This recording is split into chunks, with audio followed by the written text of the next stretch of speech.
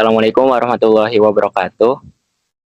Saya Muhammad Rizky Akbar Nafrizal, di sini sebagai pemateri untuk mata kuliah pengantar akuntansi. Di sini materi yang akan dibahas yaitu yang pertama siklus penghitungan akuntansi dan yang kedua cara penghitungan untuk setiap laporan transaksi akuntansi. Kemudian dari siklus penghitungan akuntansi itu yang pertama ada general journal atau jurnal umum, yang kedua ada T-akun atau buku besar, yang ketiga ada unadjusted trial balance atau neraca saldo sebelum disesuaikan. Kemudian yang keempat ada adjusting entries atau jurnal penyesuaian. Kemudian yang kelima ada adjusted trial balance atau neraca saldo disesuaikan. Kemudian yang keenam ada worksheet atau neraca lajur. Yang ketujuh ada financial statement yang terdiri dari income statement, statement of change in equity, kemudian balance sheet. Yang kedelapan ada closing entry dan yang kesembilan ada post closing trial balance. Baik, sebelum memulai kita harus mengetahui dulu definisi dari masing-masing siklus pengerjaan akuntansi. Yang pertama ada general journal atau jurnal umum, yaitu digunakan untuk mencatat transaksi harian secara lengkap. Yang kedua ada T-akun atau general ledger atau buku besar, yang berfungsi untuk mengelompokkan saldo dari jurnal umum berdasarkan akunnya masing-masing sebelum penyesuaian. Kemudian yang ketiga ada unadjusted trial balance atau neraca saldo sebelum penyesuaian, yaitu untuk mengelompokkan dan mengurutkan data dari T-akun sesuai dengan kode ref-nya. Kemudian yang keempat ada adjusted entry atau jurnal penyesuaian, yang dimana penyesuaian di akhir periode berdasarkan informasi real data penyesuaian yang dinyatakan oleh perusahaan setelah informasi transaksi. Yang kelima ada adjusted trial balance atau NSD, neraca saldo disesuaikan, yaitu menggabungkan neraca saldo sebelum penyesuaian dengan jurnal penyesuaian. Yang keenam ada worksheet atau neraca lajur, yaitu tabel pengerjaan berkolom-kolom untuk mempermudah penyesuaian laporan keuangan. Yang ketujuh ada financial statement atau laporan keuangan, yang digunakan untuk mengetahui bahwa perusahaan tersebut mengalami laba atau rugi, kemudian mengetahui modal awal dan modal akhir perusahaan, serta memberi gambaran liability atau liabilitas dan equity atau ekuitas perusahaan. Kemudian yang kedelapan, closing entry atau jurnal penutup, yaitu jurnal yang dibuat pada akhir periode akuntansi untuk memindahkan saldo akun sementara, yaitu pendapatan, beban, dan prive atau dividen, ke akun tetap, modal atau laba ditahan. Tujuannya adalah untuk mengembalikan saldo akun sementara menjadi nol agar siap digunakan mencatat transaksi pada periode berikutnya atau pada tahun berikutnya. Yang kesembilan ada post closing trial balance atau neraca saldo setelah penutupan. Laporan ini hanya berisi akun real, yaitu aset, liabilities atau kewajiban, dan equity atau ekuitas untuk memastikan total debit dan kredit seimbang, serta menjadi saldo awal yang valid untuk periode akuntansi berikutnya. Baik, di sini ada yang pertama kode, yaitu kode harta, yaitu berupa aset. Aset itu terbagi menjadi tiga. Yang pertama ada harta lancar, harta tetap berwujud, dan harta tetap tidak berwujud. Harta lancar itu berupa kas, piutang, perlengkapan, saham, dan lain-lain. Kemudian harta tetap berwujud, yaitu berupa peralatan, kendaraan, gedung, emas, tanah, dan lain-lain. Harta tetap berwujud itu termasuk dengan akumulasi penyusutan. Kemudian ada harta tetap tidak berwujud, yaitu berupa royalti, hak cipta, dan hak paten. Kemudian yang kedua ada utang atau liability atau kewajiban, yaitu utang terbagi menjadi tiga. Yang pertama jangka pendek, jangka menengah, dan jangka panjang. Untuk jangka pendek yaitu 0-5 tahun, kemudian jangka menengah 5-10 tahun, dan jangka panjang 10 sampai tahun yang tak terhingga. Kemudian yang ketiga ada modal, yaitu ekuitas atau equity, atau yang disebut dengan kapital atau share capital ordinary. Modal termasuk sebagai pemasukan awal bagi perusahaan, dan prive adalah sebagai bentuk pengambilan khas dari personal atau individu pemilik perusahaan terhadap perusahaan.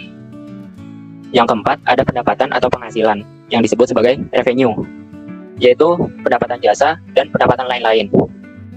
Kemudian yang kelima ada beban atau biaya, yaitu beban ada beban perlengkapan, beban penyusutan gedung, beban penyusutan mesin, beban penyusutan kendaraan, beban gaji, dan lain sebagainya. Kemudian ada contoh soal, yaitu kasus soal PT Sukses Kreatif, transaksi selama bulan Desember 2025.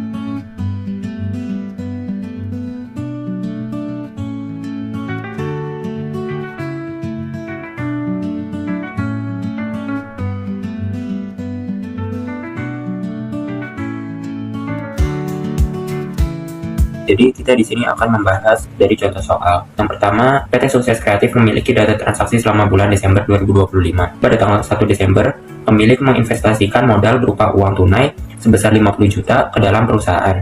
Kas bertambah di debit dan modal berkurang di kredit sebesar 50 juta.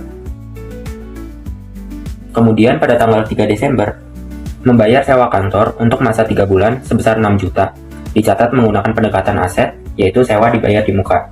Maka kita masukkan prepaid rent yang dikeluarkan adalah sebanyak 6 juta. Dan kas berkurang di kredit sebesar 6 juta. Kemudian pada tanggal 5 Desember, membeli peralatan kantor secara kredit dari PT Vendorindo sebesar 15 juta. Equipment bertambah di debit sebesar 15 juta. Kemudian karena dibayar secara kredit, maka yang pertama adalah akun payable di kredit sebesar 15 juta. Kemudian pada tanggal 8 Desember, perusahaan membeli perlengkapan kantor secara tunai sebesar 2 juta. Jadi, supplies bertambah di debit sebesar 2 juta dan kas berkurang di kredit sebesar 2 juta.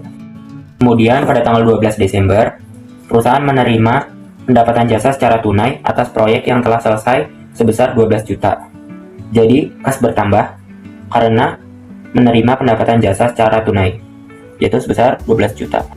Kemudian, ada service revenue yang berkurang di kredit sebesar 12 juta. Kemudian, tanggal 15 Desember, membayar gaji karyawan sebesar 3 juta. Salaries and wage expense bertambah di debit sebesar 3 juta dan kas berkurang sebesar 3 juta. Kemudian pada tanggal 20 Desember, perusahaan mengirimkan tagihan kepada klien atas jasa yang telah diselesaikan sebesar 8 juta yang dicatat sebagai piutang usaha. Jadi kita tulis pada tanggal 20 tercatat sebagai akun receivable bertambah sebesar 8 juta bertambah di debit, kemudian service revenue berkurang di kredit sebesar 8 juta. Kemudian pada tanggal 25, perusahaan membayar sebagian utang usaha kepada PT Vendorindo atas transaksi tanggal 5 Desember sebesar 5 juta. Jadi di sini account payable berkurang di debit sebesar 5 juta. Kemudian kas berkurang di kredit sebesar 5 juta. Selanjutnya pada tanggal 28 Desember, perusahaan menerima pelunasan piutang dari klien atas transaksi tanggal 20 Desember sebesar 4 juta. Jadi, kas bertambah di debit sebesar 4 juta dan account receivable atau piutang sebesar 4 juta berkurang di kredit. Selanjutnya pada tanggal 30 Desember, perusahaan membagikan dividen tunai kepada pemilik sebesar 1.500.000. Jadi, dividen bertambah di debit sebesar 1.500.000 dan kas berkurang di kredit sebesar 1.500.000. Kemudian kita jumlahkan, yang hasilnya adalah 106.500.000. Kemudian kita jumlahkan juga yang hasilnya sama 106.500.000. Jadi dari general journal sudah balance sisi debit dan sisi kredit. Untuk memperjelas, jadi pada perusahaan perseroan atau usaha milik sendiri seperti contohnya usaha bengkel, usaha jahit, laundry dan lain sebagainya, modal ditulis sebagai nama pemilik kapital. Jadi misalkan suatu perusahaan yang baru dibangun kemudian ingin ditanamkan modal ke dalam kas, maka ditulisnya adalah misalkan Mr. Budi Capital. Itu untuk perusahaan perseroan. Kemudian ketika mengambil uang dari kas untuk keperluan pribadi, itu dianggap sebagai prive. Sedangkan untuk perusahaan yang bernama PT, itu modal yang ditanamkan ke dalam kas itu ditulis sebagai share capital ordinary. Kemudian untuk pengambilan uang perusahaan kepada pribadi itu ditulis sebagai dividen. Jadi untuk uang perusahaan dan uang pribadi itu ditulis berbeda karena secara perhitungan dalam akuntansi status kekayaan pribadi dengan aset perusahaan itu berbeda. Untuk membuat account atau general ledger itu ditulis atau diposting berurutan sesuai dengan nomor ref-nya. Yang pertama ada kas, yaitu dengan kode ref 101. Kemudian kita lihat pada general jurnal yang tadi, yaitu kas ada di debit sebesar 50 juta, kemudian di kredit sebesar 6 juta pada tanggal 3, dan ini juga ditulis berurutan sesuai dengan tanggal transaksinya, 12 juta di debit, dan begitupun untuk nomor akun lainnya. Masukkan semua dari transaksi, kas, account receivable, supplies, dan lain sebagainya secara berurutan.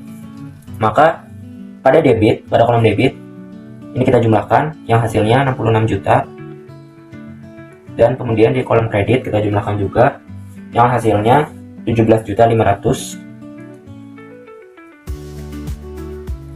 Nah, kemudian pada kolom debit dan kredit ini kita kurangkan 66 juta dikurang dengan 17 juta yang hasilnya adalah 48.500.000. Karena lebih besar pada kolom debit sisanya, maka kita masukkan ke dalam debit. Selanjutnya juga sama, karena tidak ada yang perlu dijumlahkan, maka kita langsung kurangkan. Karena hasilnya lebih besar debit, maka sisanya masuk ke dalam debit. Kemudian jika tunggal, langsung kita masukkan ke dalam debit. Dan ini juga. Dan begitupun untuk yang lainnya. Dan ini pada kolom T account tidak ada yang namanya nilai minus. Jika debit dan kredit dikurangkan, ini 5 juta dikurang dengan 15 juta, maka hasilnya karena lebih banyak kredit, kita masukkan sisanya ke dalam kredit, yaitu sebesar 10 juta. Jadi yang kita sudah kelompok-kelompokkan tadi, itu sudah masuk ke debit dan kredit, itu kita masukkan atau kita posting ke dalam unadjusted trial balance. Kita sesuaikan datanya. Pertama ada kode ref 101, kemudian kita sesuaikan titik kas sebesar 48.500.000 di debit, kemudian account receivable sebesar 4 juta di debit, supplies sebesar 2 juta di debit, kemudian prepaid rent sebesar 6 juta di debit, equipment sebesar 1.500.000 di debit, dan lain sebagainya sampai semuanya terposting di unadjusted trial balance. Unadjusted trial balance sebelum disesuaikan yang kita posting dari T account yang tadi kita sudah kerjakan. Kemudian setelah jurnal umum dan neraca saldo sebelum disesuaikan, ditulis ada data penyesuaian per 31 Desember 2025.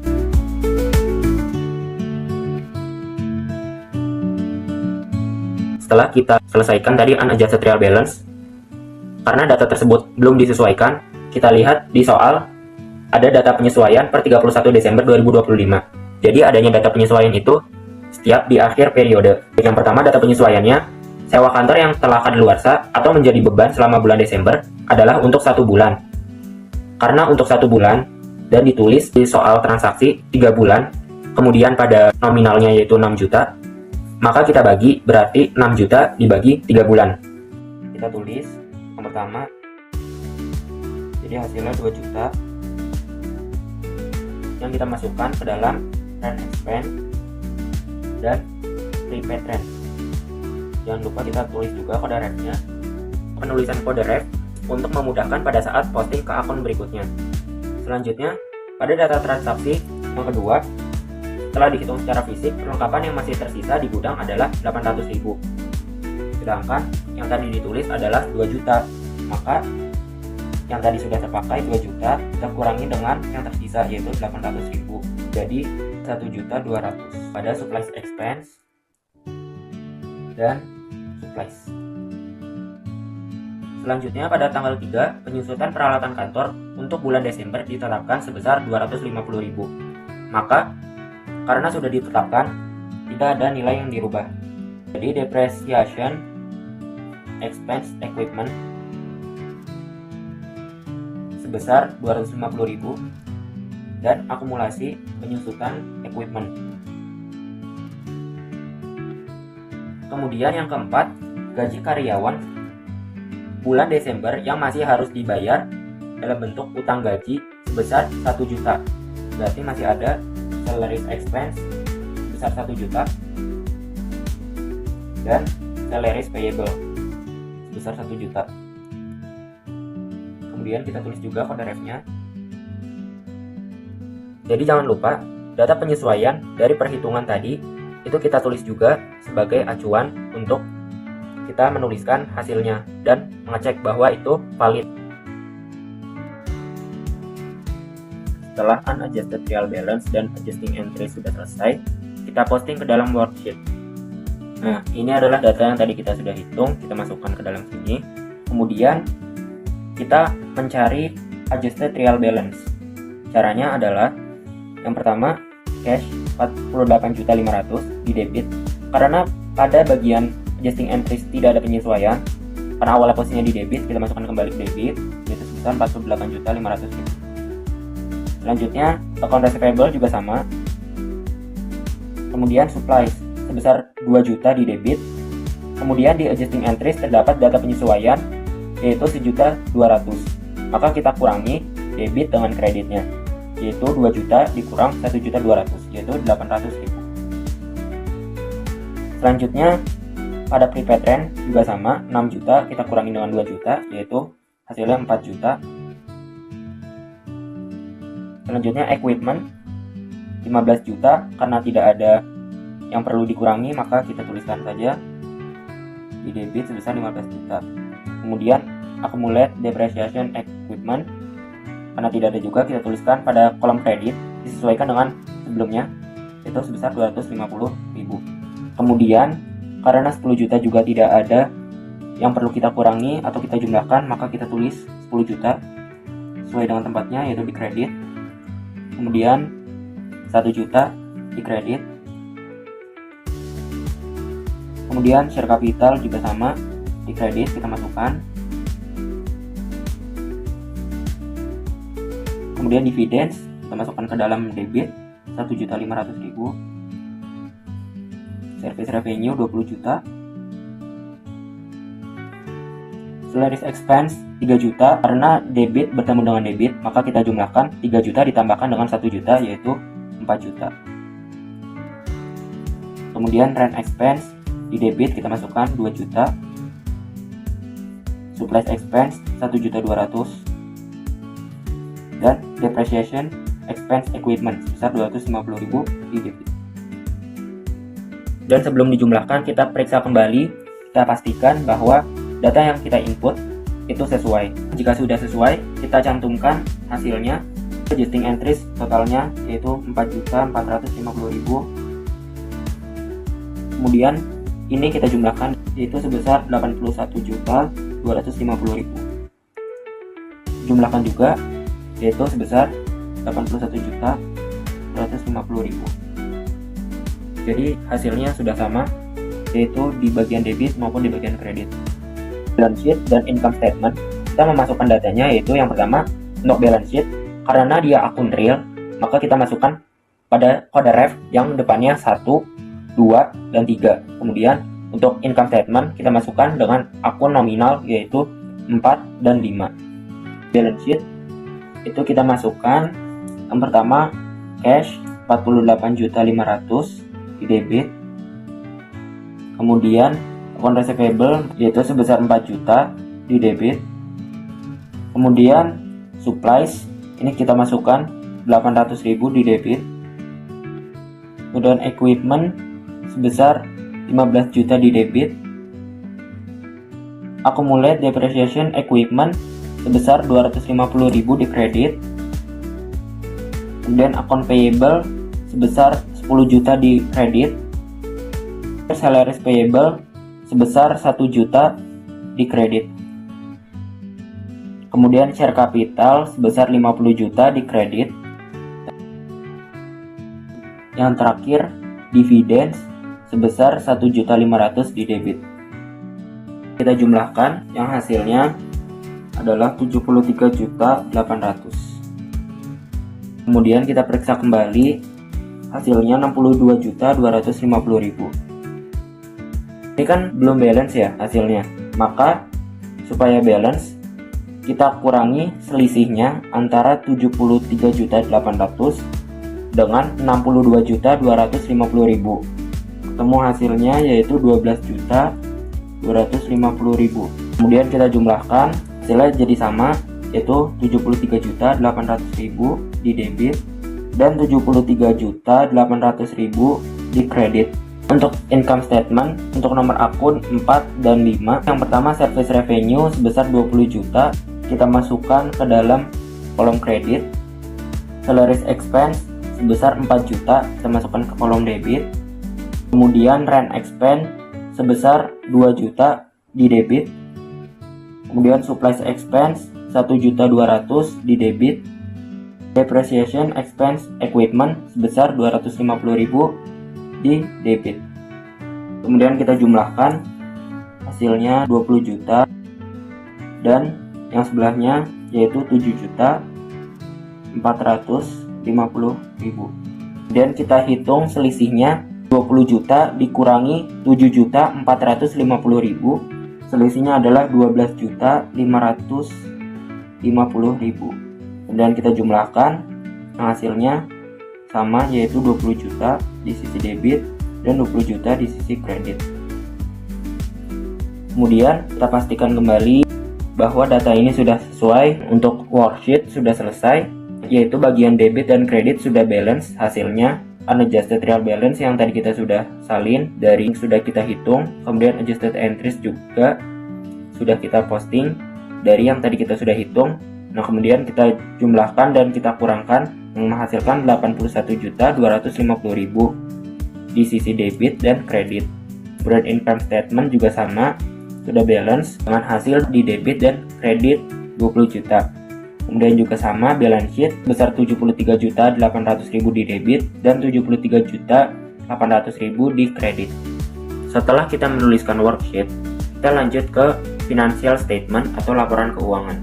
Yang pertama ada income statement, terbagi menjadi dua. Yang pertama revenue dan expense. Jadi pendapatan dikurangi dengan beban. Yang pertama revenue, tadi kita sudah totalkan di bagian worksheet, yaitu sebesar 20 juta. Salaries and wage expense 4 juta yang kita minuskan karena dia akan dikurangkan. Kemudian rent expense sebesar 2 juta. Kemudian supplies expense sebesar 1.200.000. Kemudian depreciation expense sebesar 250.000. Kemudian kita kurangkan yang menghasilkan 7.450.000 untuk di bagian expense. Kemudian dari 20 juta dikurangi 7.450.000 yang menghasilkan 12.450.000. Ini adalah laba bersih yang dihasilkan oleh perusahaan. Kemudian yang kedua adalah return earning statement. Jadi laporan ini menghitung akumulasi laba yang disimpan oleh perusahaan setelah dikurangi pembagian dividen. Yang pertama return earning atau saldo awal pada tanggal 1 Desember 2025 itu sebesar 0. Kemudian ada net income dari income statement yang tadi, yaitu sebesar 12.450.000. Kita subtotal, itu sebesar 12.450.000. Kemudian ada pengurangan dari share capital sebesar 1.500.000. Angka ini didapatkan dari worksheet yang tadi kita sudah catat. 12.450.000 kita kurangkan dengan 1.500.000 yang akan menghasilkan 11.050.000. Jadi return earning-nya adalah 11.050.000. Selanjutnya, cara menghitung capital statement. Yang pertama, share capital pada tanggal 1 Desember 2025, yaitu adalah modal awal yang dimasukkan ke dalam kas, yaitu sebesar 50 juta. Kemudian ada net income for December, yaitu yang kita masukkan adalah sebesar 12.450.000. Kemudian ada dividen, net income for December dikurangi dengan dividen. Dividennya yaitu sebesar 1.500.000. Untuk datanya, dividen kita dapatkan dari worksheet, yaitu di bagian balance sheet. Kemudian kita jumlahkan yang hasilnya adalah 61.050.000. Jadi 50 juta ditambah dengan 12.450.000 dikurangi dengan 1.500.000, yaitu hasilnya 61.050.000. Selanjutnya ada statement of financial position, yaitu pada worksheet kas kita masukkan yaitu sebesar 48.500.000. Kemudian account receivable sebesar 4 juta. Kemudian supplies sebesar 800.000, prepaid rent sebesar 4 juta. Kemudian kita jumlahkan yang hasilnya 57.300.000. Kemudian pada non current asset yaitu ada equipment dan accumulate depreciation equipment. Equipmentnya sebesar 15 juta.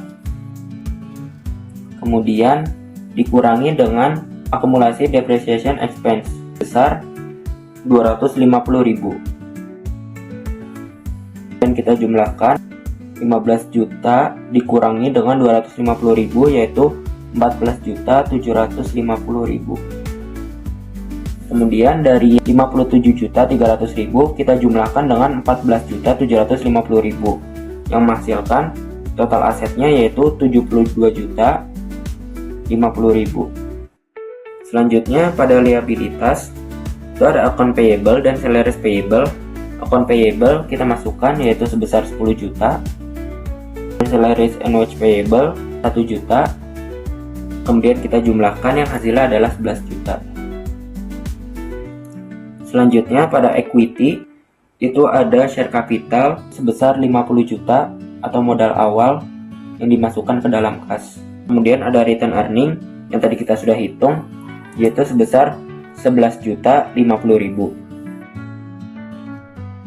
Kemudian kita jumlahkan total equity-nya sebesar 61.050.000. Kemudian kita jumlahkan 61.050.000 dengan 11 juta yang hasilnya adalah 72.050.000. Jadi untuk kolom aset memiliki hasil yang sama dengan kolom liabilitas dan ekuitas. Dan setelah menuliskan financial statement, kita menuliskan closing entries.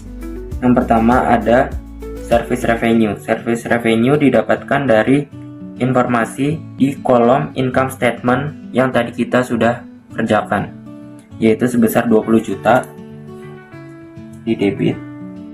Kemudian income summary. Jadi income summary adalah tempat penampungan sementara yang kita buat khusus di tanggal 30 Desember untuk membersihkan akun-akun sementara sebelum hasilnya ditransfer ke modal atau laba ditahan. Penggunaan income summary terjadi dalam 4 langkah. Yang pertama, untuk menutup pendapatan. Jadi semua pendapatan saldo normal kredit dipindahkan ke income summary dengan cara di debit. Yang kedua, menutup beban. Jadi semua beban saldo normal debit dipindahkan ke income summary dengan cara di kredit. Yang ketiga, menutup income summary sendiri. Jadi income summary berisi selisih antara pendapatan dan beban atau net income, yaitu selisih ini kemudian ditransfer ke retained earning atau laba ditahan, sehingga saldo income summary kembali menjadi 0. Kemudian yang keempat, menutup dividen. Jadi dividen langsung ditutup ke retained earning tanpa lewat income summary, karena dividen bukan pengurang laba rugi, melainkan pembagian keuntungan. Jadi pada service revenue yang tadi kita tuliskan 20 juta, maka income summary-nya adalah 20 juta, yaitu tujuannya untuk menolkan jumlah si pendapatan.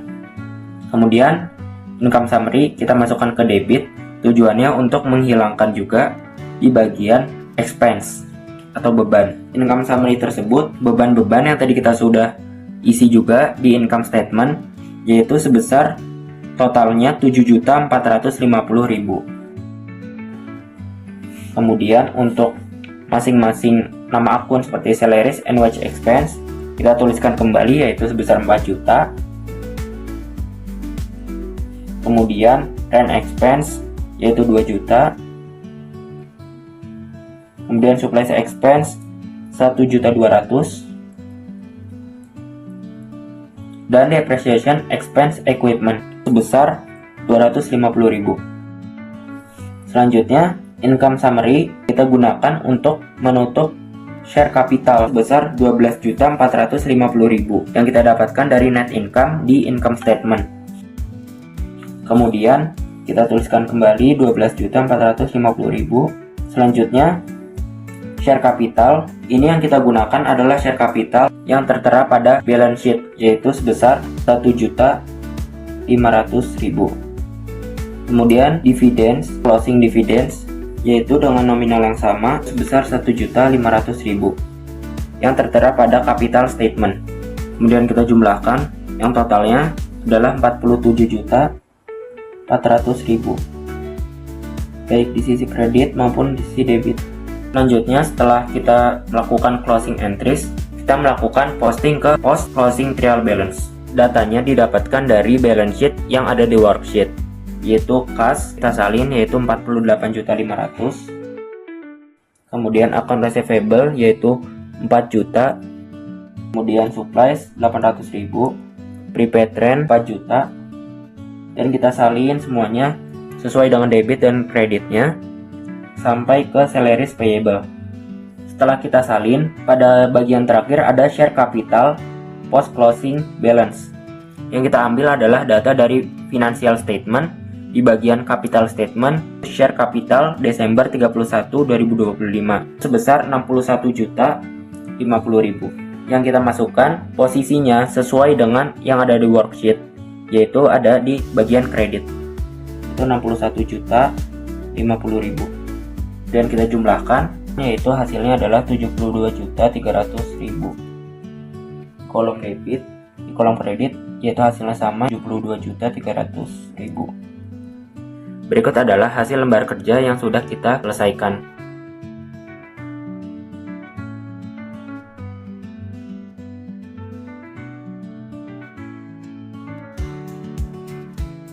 Baik, cukup penjelasan dari saya. Semoga video ini bermanfaat. Wassalamualaikum warahmatullahi wabarakatuh.